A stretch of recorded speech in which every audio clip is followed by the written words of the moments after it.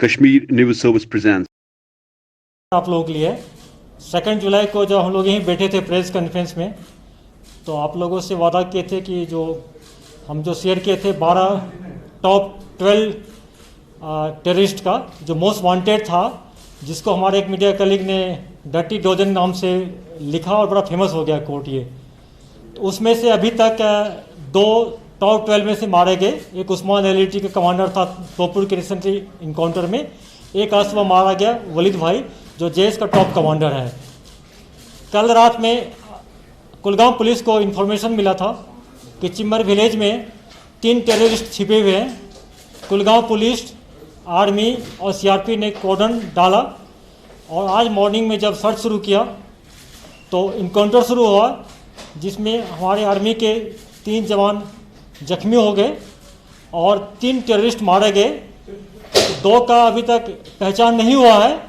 एक मिलिटेंट का पहचान हुआ जो बहुत फेमस था, जेएस का कमांडर वलीद भाई, पाकिस्तान का है और पिछले 1.5 साल से यहाँ एक्टिव है और ये आईडी एक्सपर्ट भी है। अभी तक हमारे कॉर्डन से इनकाउंटर से 4 बार भागने में कामयाब होगा।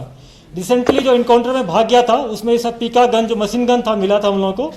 ये मोस्ट वांटेड टेररिस्ट था और ये इसके मारे जाने से पुलिस में, सिक्योरिटी फोर्स में एक अच्छी खुशी जाहिर किया है और ये बहुत बड़ी अचीवमेंट है और इस टाइप का ऑपरेशन हम लोग जारी रखेंगे। बाकी टॉप 12 में जो 10 टेररिस्ट बच गए हैं, जिसमें कि आप लोगों को नाम शेयर कर दिए थे, उसमें टॉप हमारे निगाह पर भी है जो यहाँ पर का जो सज्जाद है, जिसको कि हम लोग हैदर भी कहते हैं, क्योंकि रिसेंटली 14 को हैदर ने एक ऑडियो जारी किया था जिसमें खुलेआम पुलिस फैमिलीज को, पुलिस वाले को और जो बीजेपी के एक्टिविस्ट वर्कर थे उसको थ्रेटनिंग किया था। उसके नेक्स्ट डे एक हमारे वर्कर को किडनैप किया और उसके बाद उसको रेस्क्यू कराया गया। हमारे बहुत सारे मीडिया कर्मी को, फ्रेंड्स को कुछ इसमें कन्फ्यूजन था, ये मिलिटेंट का हैंडीवर्क था, मिलिटेंट ने किया था, इसमें कोई नहीं है। और मिलिटेंट क्यों करता है? क्योंकि पाकिस्तान की तरह से मिलिटेंट को बहुत इंस्टिगेट किया जाता है कि कोई यहाँ वायलेंस करे, लोगों में टेररिज्म फैलाए या आतंक फैलाए, लोगों में डर फैलाए। इसमें जो हमारे चाहे पॉलिटिकल वर्कर हो, चाहे हमारे पुलिसकर्मी हो, जो हमारे स्टाफ पुलिस पर्सनल है, वो सॉफ्ट टारगेट होता है हरदम, क्योंकि उसको रात में घर जाना होता है। जब घर जाते हैं तो उसके साथ कोई हथियार नहीं होता है, कोई सिक्योरिटी नहीं होता है। ये मोस्ट वल्नरेबल एस्पेक्ट है। हम लोग एरिया को भी डोमिनेट कर रहे हैं और इस टाइप जितने भी टेररिस्ट जो हम लोग को थ्रेटनिंग कर रहा है उसको न्यूट्रलाइज भी करते जाएंगे।